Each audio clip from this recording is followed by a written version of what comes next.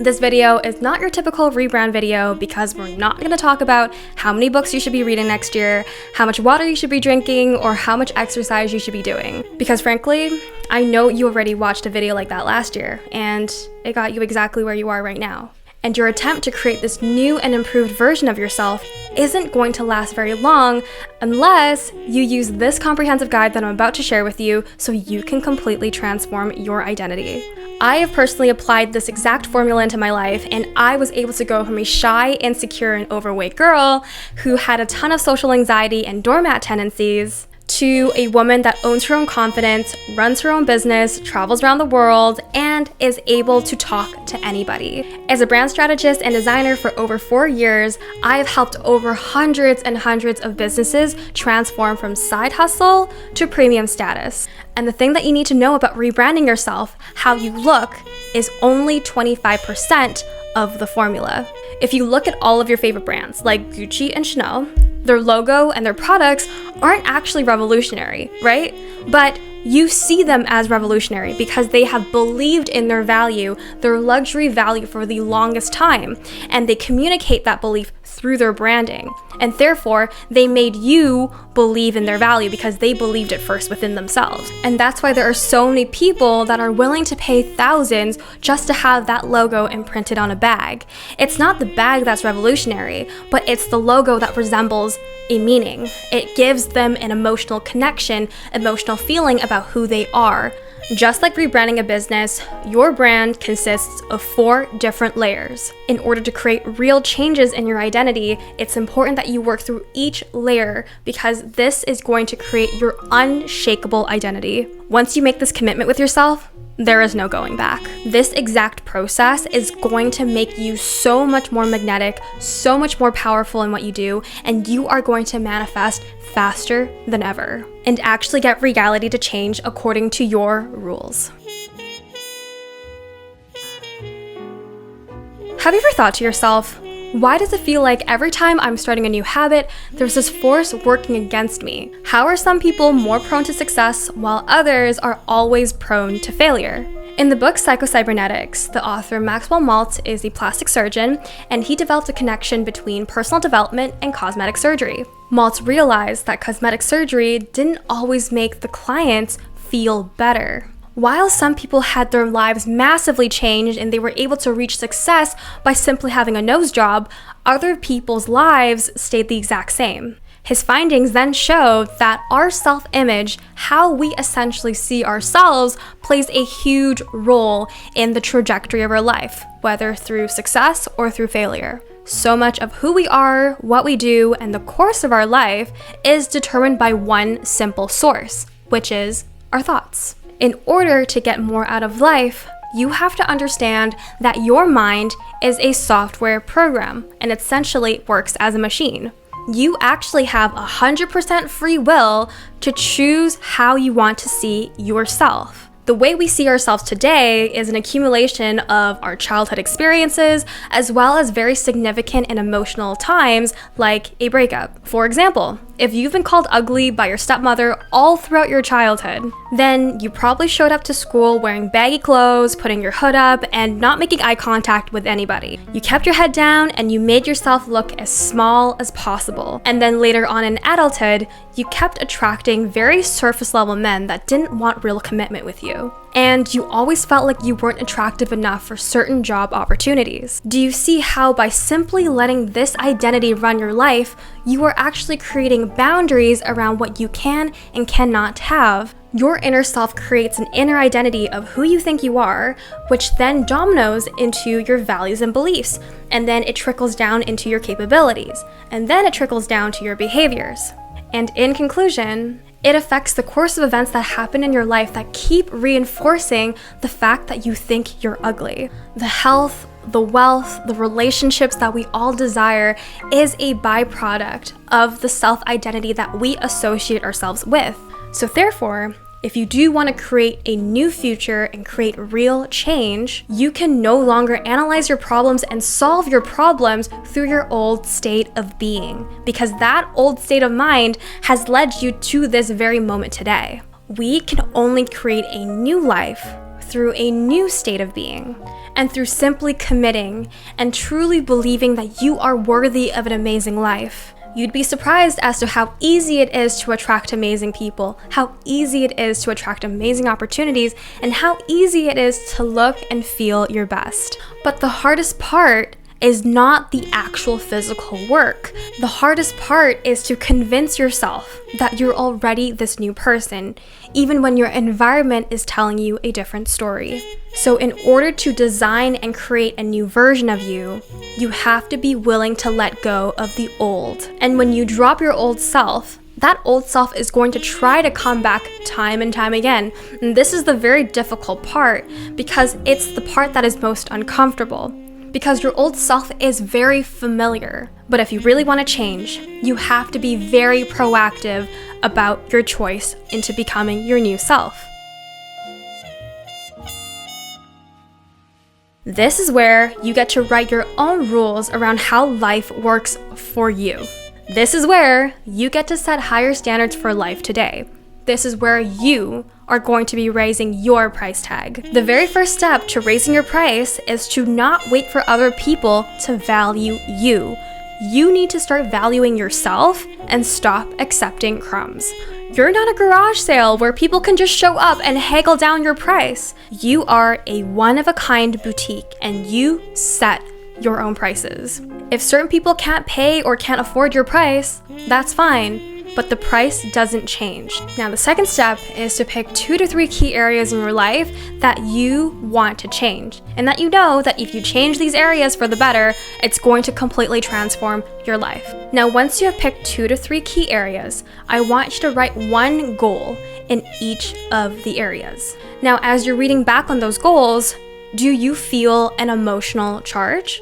When you feel this intense emotional charge, it means that we're coming from a place of desperation. It's the desires that we're most desperate to have, or the areas that we're most desperate to change, that cause that very desire to run away from us because it doesn't like that desperate, needy energy. When you feel desperation for a certain desire, there is actually an internal dialogue that is happening within the subconscious mind. Your subconscious mind is essentially saying, this is going to be really hard to get, so we might as well not do it. When you put your desires on a pedestal, you either have to work really hard to get it, or you convince yourself that it's too hard and you're not going to be able to get there anyway, so why waste this energy? When you make your desire feel like life or death, you are actually creating separation and you're actually making it even harder to achieve. So practice the feeling, the emotion, as if the desire has already been made manifest in order to neutralize the emotion that you associate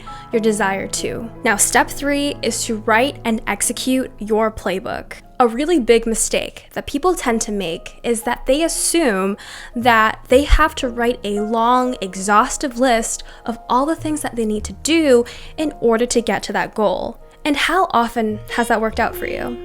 Instead of writing out a massive to-do list, all you gotta do is create 2 columns within each desire. The first column, you're gonna write down your intentions. So what you're gonna see, hear, smell, taste once this desire has been made manifest. It's what you will sense in the 3D world when this thing has come to fruition. And the second column, you want to write about what elevated emotions you are going to experience when this thing comes into your life. How will you feel? Will you feel abundant, free, in love with life, grateful?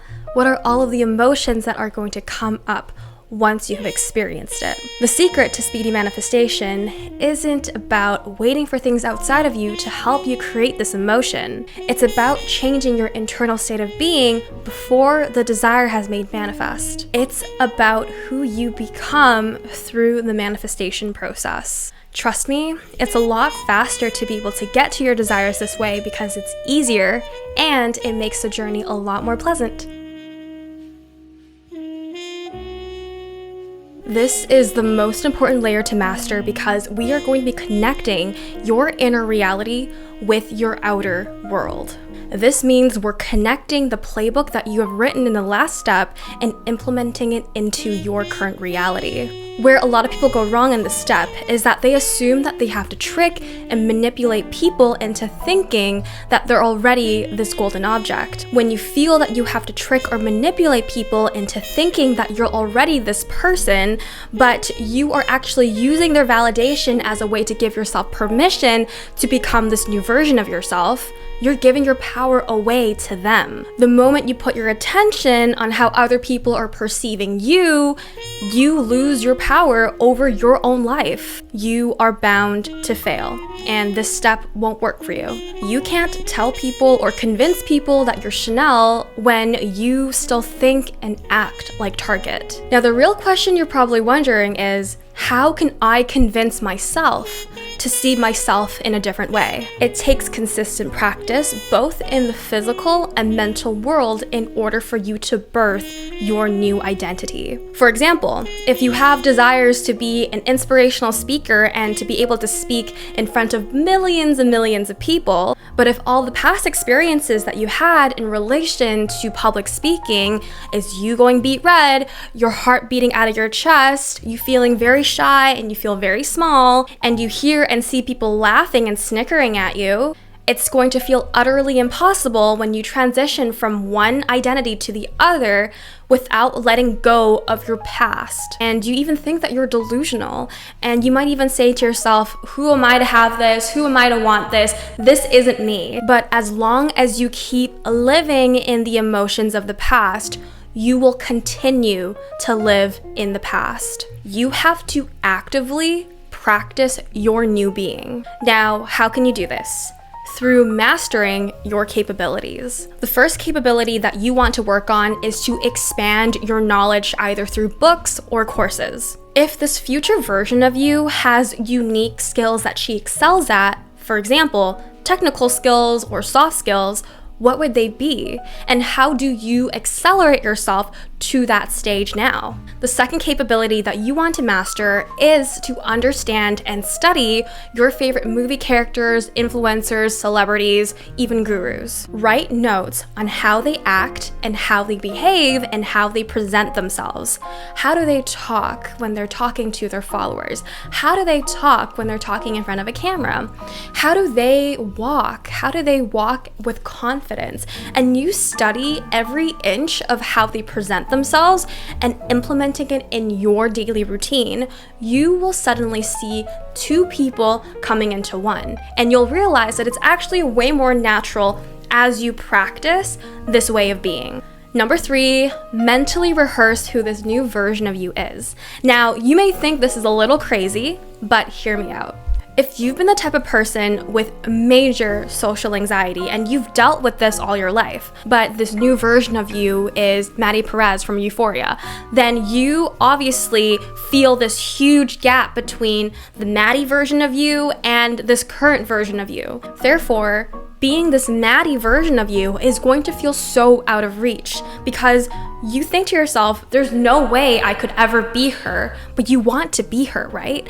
So start visualizing as if you were already her. And as you practice in your mind, the more you strengthen this relationship, this identity of you being like her, then you will slowly close the gap and you will become her in no time. And it is through mental rehearsal first and then putting it into practice in your physical reality that makes the transition so much more smooth and you're able to stick with this identity in the long term. And through mental rehearsal, I really like to think about how this version of her walks, how she talks, how she expresses herself, how she speaks her boundaries, all of these things around what a powerful woman would do or what a powerful person would do is really, really great for when you're in that situation. What would you do? Right? We're using examples of characters to embody the traits of what we want to have and what we want to settle within ourselves. Number 4, don't get fixated on the details of who this person is. Instead, focus on the feelings of power. Focus on the feelings of femininity. Focus on the feelings of joy, gratitude, abundance. Focus on the feelings at hand of what this future version of you already is feeling. Because feeling can transmute to behaviors, and those automatic behaviors become a part of you. When we use feelings as an association of the person that we want to be, it becomes a lot easier to embody who this person is. How you present yourself correlates to how you feel about yourself. But the thing that you need to know is presentation alone won't help with this new version of you. Presentation only acts as an amplifier of your current energetic field. So that means that the step won't work for you unless you master the last 3 steps. So here are some behaviors that have personally helped me truly empower and step into my new identity. Number 1, start taking yourself seriously. And this means speaking up, setting boundaries, and even sharing your own feelings and thoughts to someone else, even if it is uncomfortable for the other person. Number 2, learn how to walk or strut depending on the version of you that you want to become. And I really like to do this through studying movie characters of people that really embody the level of confidence that you want to take in, and learn and practice how to walk in this manner. Number 3, practice gratitude. Now, you probably hear this all the time of people writing 3 things every day, but the purpose of being grateful and practicing the energy of gratitude is because the people that are most magnetic and attractive are usually the ones that are the most grateful. Number 4, do what you say you're going to do. Always keep your promises, especially the promises that you have been keeping with yourself. Number 5, and this tip has probably changed my life for the better, is to stop scrutinizing your body type based on what you don't have, and instead learn and understand your body. For example, if you have chubby cheeks, there is a certain hairstyle that could make your face look a little slimmer, understanding your face shape. If you want to dress better, you want to elevate your closet, then you can understand your body type so you know what kind of clothes to buy. If your skin is acne prone, then understand what kind of products are best used for your skin type. But the most important thing is to understand what works for you and what you are best suited for. So I personally never chase trends because I know trends are always setting me up for failure, because it makes me feel bad about my body. It makes me feel uncomfortable when I'm trying on new clothes that are trending but don't actually fit me at all. Understanding your body is seriously going to change the game for you when it comes to beauty and wellness. Number 6, stop speaking from the throat and start speaking from your diaphragm. When you speak from your diaphragm, the words that you say out loud are going to be so much more powerful. People are going to start listening to you. But if you keep your energy up here, your words don't hold a lot of meaning, and therefore that's why people don't really listen to you. Number 7, have a straight posture. Having a straight posture means that you're more open to receiving the things that you desire from the universe. Having open posture exudes confidence. It exudes attraction. When you have a straight posture and an open chest, you will find that when you are becoming this new character, this new identity, it's going to be so much easier to embody this new version of yourself. Just like a business brand, your personal brand is not only limited to how you look. People often make the mistake of thinking that whatever meets the eye is causing that emotional connection or experience. Like when you first meet your best friend and you automatically have that emotional connection, or you find some guy at the bar very attractive. It's about building such strong layers from within that is causing you to appear way more radiant. If you didn't get anything from this video, just remember this. Your energy alone can make you the sexiest person in the room. Your energy alone can make you the most magnetic and attractive person in the room. Your energy alone can make you the most interesting person in the room. As much as you think it's your skills, education, background, looks, it actually has nothing to do with that. Because at the end of the day, as much as we think we are logical beings, we are actually incredibly emotional. People don't actually remember what you say or what you look like. It's how your interaction made them feel, whether this is through verbal cues or non-verbal cues. And this whole experience is what imprints a real lasting impression. If you like this video, please give it a like and comment down below what you want to change for this year. And this will really help my video expand and help reach other people that also need this message. Thank you so much for watching, and I'll see you next year. Bye!